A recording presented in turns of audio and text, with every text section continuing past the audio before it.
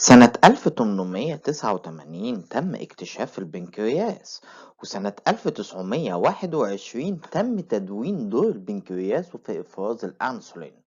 ركز معايا، البنكرياس واحد من أهم أعضاء الدايجستيف سيستم أو الجهاز الهضمي. كلمة بنكرياس أصلا كلمة يونانية معناها قطعة لحم. كلمة بان معناها all، كرياس معناها فليش يعني قطعة لحم. النهارده هنتكلم عن البنكرياس بالتفصيل الممل، فركز معايا وحضر كشكولك وقلمك، وبدون مقدمات يلا بينا ندخل في حلقة النهارده. معكم كابتن أناليسيس.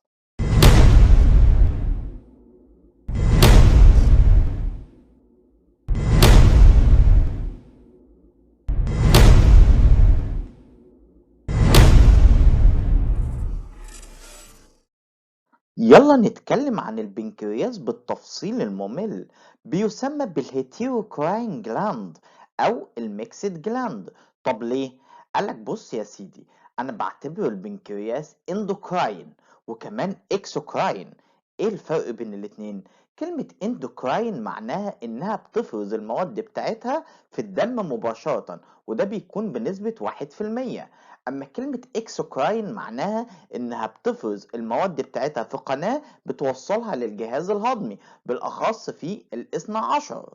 طب لو انا بصيت على البنكرياس كاندوكراين، هلاقيه بيفرز هرمونات كتيرة جدا زي اللي انت شايفهم في الصورة قدامك. ولو بصيت على البنكرياس كاكسوكراين، هلاقيه بيفرز جوس عصارة بتساعد في هضم كل من البروتين والفات والكربوهيدرات.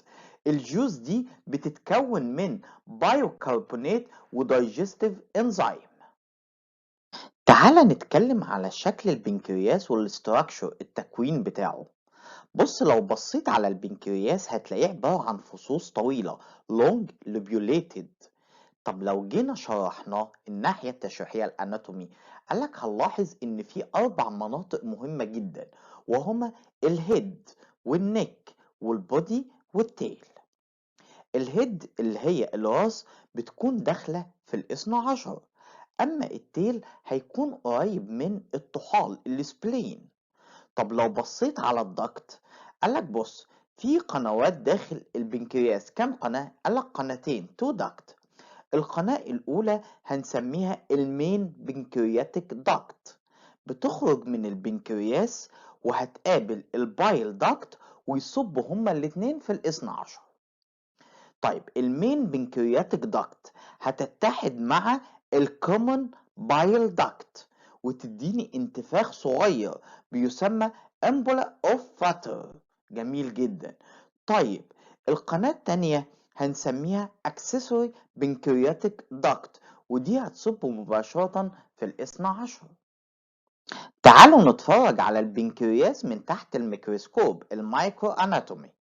مش احنا قلنا ان البنكرياس اكسوكراين وده بيمثل 99% واندوكراين بيمثل 1%؟ قالك اه. بص بقى، الاكسوكراين دي بتفرز انزيمات الهضم، بتتكون من خلايا بنسميها الاسيني. طب الاندوكراين قالك دي بتفرز هرمونات، بتكون على شكل جزر بنسميها ايلتس، وليها اسم تاني وهو ايلتس اوف لانجرهانز. طب بص كده، قالك بتحتوي على خلايا زي الالفا سيل، ودي خلايا هتفرز لينا هرمون الجلوكاجون، والبيتا سيل ودي هتفرز لينا الانسولين، وكمان الدلتا سيل. شفت بقى الشرح خدنا ازاي وانت نسيت تشترك في القناة وتعمل لايك للفيديو؟ يلا بسرعة اعمل سبسكرايب للقناة، الاشتراك بتاعنا، واعمل لايك للفيديو. نكمل مع بعض. هنتكلم عن الفانكشن الخاصة بالبنكرياس، وظيفة البنكرياس. قالك بص، اول حاجة regulatory sugar level، تنظيم نسبة السكر في الدم. كمان الدايجيشن، الهضم. طب ركز معايا عشان نشرح الاتنين. اول حاجة بينظم نسبة الجلوكوز في الدم عن طريق إفراز هرمون الأنسولين. يعني لو زادت نسبة الجلوكوز في الدم هيتم إنتاج الأنسولين، وبالتالي هيقلل نسبة الجلوكوز. أما لو قلت نسبة الجلوكوز في الدم هيفرز لينا الجلوكاجون، وده هيساعد على زيادة السكر في الدم. طب بالنسبة للدايجيشن الوظيفة التانية، قالك بص يا سيدي، البنكرياس بيفرز لينا دايجستيف انزيم، انزيمات الهضم، هتساعد على هضم كل من البروتين والفات والكربوهيدرات. فمثلا انزيمات هتهضم البروتين زي التريبسين والتريبسينوجين، وانزيمات هتهضم الفات زي اللايبيز والكوليسترول استريز وغيره. اما الاميليز هيهضم لينا الكربوهيدرات. كل الانزيمات دي بيتم افرازها في عصارة جوس بتسمى البايكربونات، ودي مادة قلوية. اصل الاكل لما بينزل في المعدة عندي اسيد، وبالتالي العصارة هتروح تعادل الوسط في الاثنى عشر. كمان اغلب الانزيم بتشتغل في البي اتش الالكالاين، وعشان كده كان لازم البايكربونات تكون موجودة عندي. الأنسولين ده عبارة عن بيبتايد هرمون بيتم إفرازه من البيتا سيل اللي موجودة في البنكرياس، بالأخص من منطقة اسمها جزر لانجرهانز. جميل جدا. بيتم إفراز الأنسولين على شكل بري برو أنسولين، وبعد كده يتحول لبرو أنسولين. أول ما يظهر البرو أنسولين عندي هيروح يتخزن في البي سيل. جميل جدا. هيتخزن على شكل حويصلات جوه البي سيل. بعد كده هتقوم شوية انزيم جوه البي سيل تحول لي البرو انسولين لحاجتين مهمين جدا، انسولين والسي بيبتايد. بس يا ترى حرف السي اللي موجود في السي بيبتايد ده اختصار لايه؟ قالك اختصار لكلمة كونكتنج. لما بيتقطع الانسولين ويتفصل عن السي بيبتايد هيظهر عندي تو تشين من الانسولين، تشين A 21 امينو اسيد وتشين B 30 امينو اسيد. هيحصل اتصال بين تشين A وتشين B بواسطة داي سلفايد بوند، كده اتكون عندي 51 امينو اسيد. وبالتالي انا لو عاوز اقيس كفاءة البي سيل اللي موجودة في البنكرياس هعمل ايه؟ قالك هتقيس حاجة من اتنين، يا تقيس الانسولين يا اما تقيس السي بيبتايد. دلوقتي هكلمك عن المود اوف اكشن الخاص بالانسولين، فركز معايا.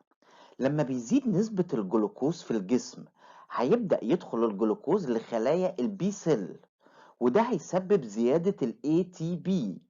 ولما الاي تي بي يزيد في البي سيل هيبدأ يقفل البوتاسيوم تشانل، وهنا البوتاسيوم تشانل الموجودة في البي سيل لما تتقفل بنسميها ATP dependent potassium channel. ركز بقى معايا، لما البوتاسيوم تشانل تتقفل الكالسيوم تشانل تتفتح. طب الكالسيوم تشانل اتفتحت، ايه اللي هيحصل؟ قالك هتدخل الكالسيوم اللي بيكون موجود خارج الخلية بحوالي 10,000 ضعف عن جوه الخلية. طب الكالسيوم لما يدخل جوه البي سيل هيلاقي مين؟ قالك هيلاقي حويصلات الانسولين. جميل. طب بص هيعمل ايه؟ قالك هيكسر الحويصلات دي ويبدأ الانسولين يخرج مع نسبة من البرو انسولين وكمان نسبة من السي بيبتايد. يبقى انا كده هيطلع عندي من البي سيل كام حاجة؟ قالك الانسولين والسي بيبتايد والبرو انسولين. لما الانسولين بيبدأ يظهر في الدم عندي هيروح على المناطق اللي فيها انسولين ريسبتور عشان يبدأ يشتغل. المناطق دي زي الليفر والبرين والمصل والهارت. طب ركز معايا، تعال اشرح لك الانسولين ريسبتور شكلها عامل ازاي. قالك دي موليكيولز عبارة عن تترا ميرك، يعني رباعية، 4 قطع ماسكة في بعض بتعمل لي الريسبتور الخاص بالأنسولين. قطعتين منها ألفا سب يونت وقطعتين بيتا سب يونت. الأنسولين أول ما يظهر عندي ويروح يمسك في الأنسولين ريسبتور هيمسك في جزء الألفا سب يونت. 2 موليكيولز من الأنسولين هيمسكوا في ال2 ألفا سب يونت. أول ما يمسكوا مع بعض كده هيبدأ يحصل تنبيه للبيتا سب يونت وتبدأ تغير من شكلها وتبدأ تلزق مع بعضها. أول ما يحصل كده السيتوبلازم اللي جواها هيبدأ ينشط انزيم مهم جدا وهو التيروزين كاينيز. التيروزين كاينيز هيبدأ يعمل ايه؟ يبدأ يعمل سلسلة من التفاعلات وينشط لي بروتينز البروتينز دي هتقوم بدورها في تكوين الجلوكوز ترانسبورتر واختصارها GLU شرطة T. عندي 14 نوع من الجلوكوز ترانسبورتر، أهمهم الجلوكوز ترانسبورتر 4. طب ليه هو ده الأهم؟ قالك لأن ده اللي موجود في الهارت والليفر والمصل والأديبوز تيشو. بص بقى، جلوكوز ترانسبورتر لو جينا ترجمناها معناها ناقل الجلوكوز. ده وظيفته إن بينقل الجلوكوز ويدخله جوه الخلايا. أول الجلوكوز ما يدخل جوه الخلية يتحرق في الكريبس سايكل. جميل جدا. عاوز أقول لك كم معلومة مهمة. المعلومة الأولى إن الاسترس هرمون زي الكورتيزول والجروث هرمون والأدرينالين دول بيشتغلوا ضد الأنسولين، بيوقفوا عمله. المعلومة التانية إن لو حصل ديفكت في الجلوكوز ترانسبورتر يبدأ يحصل عندي الإصابة بمرض السكر. تعال اقول لك كمان معلومة. ايه هي وظيفة الانسولين، الفانكشن بتاعته؟ قال لك اهم وظيفة ليه انه بيعمل ريجولاتوري شوجر ليفل. ازاي بقى؟ بص يا سيدي، لو زادت نسبة الجلوكوز في الدم هيبدأ البنكرياس عندي يفرز الانسولين اللي هيقوم بدوره ويقلل نسبة الجلوكوز. اما لو قلت نسبة الجلوكوز في الدم هيبدأ البنكرياس يطلع لينا الجلوكاجون، وده هيساعد على زيادة نسبة السكر في الدم. النسبة الطبيعية للأنسولين من 2.6 ل 24.9 ده الأنسولين الصايم، أما من 20 ل 80 ده البوست برونديال. الانسولين ريزيستانس او مقاومة الانسولين. هنتكلم النهارده بالتفصيل عن مقاومة الانسولين وازاي بيتم تشخيصها جوه المعمل وعلاقتها بمتلازمة تكيس المبايض وايه هي الهومة وايه هي الايكويشن اللي بستخدمها في المعمل عندي. انسولين ريزيستانس اختصارها اي ار. ما تيجي احكي لك الحكاية بالتفصيل. بص يا سيدي، احنا لما بناكل كربوهيدرات بيزيد نسبة الجلوكوز في الدم، وبالتالي البنكرياس هيطلع لينا انسولين عشان يدخل الجلوكوز جوه الخلية. هيدخل ازاي جوه الخلية؟ قالك الخلية دي في ريسبتور خاصة بالانسولين موجودة عليها زي ما انت شايف في الصورة قدامك، زي القفل والمفتاح بالظبط. طب ركز معايا في الصورة التانية. لو عندي شخص سليم البنكرياس هيطلع الانسولين وهيدخل الجلوكوز جوه الخلية. طيب لو عندي شخص مريض سكر، احنا عارفين ان مرض السكر تايب 1 وتايب 2. تايب 1 هنا البنكرياس ما بيطلعش ليا انسولين وبالتالي نسبته هتكون منعدمة. اما تايب 2 البنكرياس هيطلع لينا انسولين، ولكن الريسبتور اللي موجود على الخلايا مش هتستشعر وجود الانسولين اللي بيتم افرازه من خلايا بيتا في البنكرياس. حلو الكلام. يبقى في مريض السكر تايب 1 هدي المريض علاج خارجي، هديله انسولين. طب وفي تايب 2 قالك هديله ادويه تزيد من استشعار الريسبتور للانسولين الموجوده في الجسم عنده. طب يلا نروح لمريض السكر تايب 2. قلنا مشكلته ان الريسبتور مش بتحس وجود الانسولين اللي موجود في الجسم، وبالتالي كل ما زاد نسبة الجلوكوز كل ما البنكرياس هيفضل يطلع انسولين بنسبة عالية. فلما اجي اعمل في المعمل تحليل فاستنج بلاد شوجر وبوست برانديال وكمان انسولين هلاقي التلاتة نسبتهم مرتفعة. ده دليل على وجود مقاومة للانسولين. طب ركز في الحتة دي معايا. انا دلوقتي عندي فيميل، واحدة ست عندها مقاومة للانسولين. جميل. دي هتبقى معرضة للإصابة بمتلازمة تكيس المبايض. طب لو واحدة فيميل عندها متلازمة تكيس المبايض قالك دي هيكون عندها مقاومة للأنسولين. أصل متلازمة تكيس المبايض ومقاومة الأنسولين الاتنين مع بعض في سايكل مقفولة مرتبطين ببعض. حلو. يبقى مقاومة الأنسولين بتعتمد على حاجتين مهمين جدا. البنكرياس بيفرز أنسولين ولا لأ، الريسبتور بتحس الأنسولين اللي البنكرياس بيفرزه ولا لأ. حلو الكلام جدا. ازاي بقيس مقاومة الأنسولين في المعمل عندي؟ هو ده اللي هنعرفه مع بعض دلوقتي. أنا بقدر أشخص مقاومة الأنسولين في المعمل عن طريق شوية معادلات equation. المعادلة الأولى اسمها هوم اي ار. بنعملها ازاي؟ قالك بتقيس الفاستنج أنسولين وكمان الفاستنج بلاد شوجر وتدخلها في equation. المعادلة بتقول ايه؟ فاستنج أنسولين مضروبة في الفاستنج بلاد شوجر مقسومة على 405. وخلي بالك من التمييز، الجلوكوز بالملي جرام بر ديسيليتر. طب في حالة اللي انت هتقيس الجلوكوز بالملي مول لكل لتر، قالك هتستخدم معادلة تانية. الهوما اي ار بتساوي الفاستنج انسولين في الفاستنج الجلوكوز مقسومة على 22.5. لو طلعت النتيجة معاك أقل من 1 كده الشخص طبيعي وما عندوش مقاومة للأنسولين. ولو طلعت أعلى من 1.9 كده هو عنده early insulin resistant. ولو طلعت أعلى من 2.9 كده هو عنده insulin resistance. طب تعال نشوف بقية المعادلات. المعادلة رقم 2 وهي الهوما بي.